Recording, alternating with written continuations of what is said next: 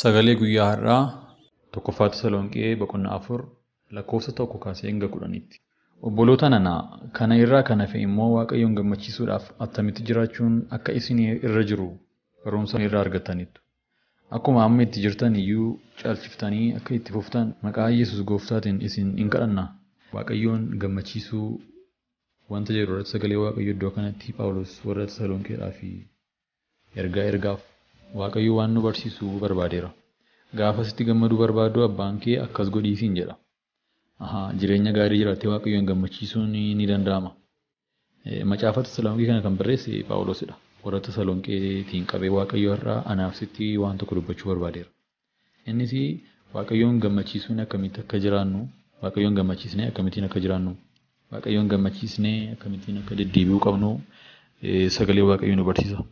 Isa amma jiraachaa jirtan irra caalaatti akka of eeggattan isinan gorsa. Waaqayyoo akka nuti adalummaa irraa fagaannee qulqullummaatti jiraannu nurraa fedha. Ejja araadaa, pornoogiraafii, maastarbeeshinii fi hawwaan gubachuu irraa akka of eeggannu nu gorsa. Of to'achuu akka barannu, miira keenyaa fi eegumsa akka goonu nutti hima. Qaamni keenya tokkoon tokkoon isaa ulfina Waaqayyoof akka ta'uuf, cubbuu kamirraayyuu akka fageessuu qabnu, ittiinis Waaqayyoon kabajuu akka qabnu nutti hima jechuudha. Kanaaf akka warra Waaqayyoon hin beeknetti ejjituu fi halalee ta'uu hin qabnu. Kana jechuun qaamni keenya tokkoon tokkoon isaa ulfina Waaqayyootiif ta'uu qaba. Rifeensa keenya irraa jalqabee amma qeensa miila keenyatti jechuudha. Wanta foon keenya gammachiisu, wanta Waaqayyoon gaddisiisu gochuu hin qabnu. Qaamni keenya tokkoon tokkoon isaa inni Waaqayyoon of kenne kuni ulfina Waaqayyootiif ta'uu qaba. Fedhii fooniitiif ta'uu hin qabu, yaada biyya lafaatiif ta'uu hin qabu. Hawwa keenya yerootiif ta'uu hin qabu.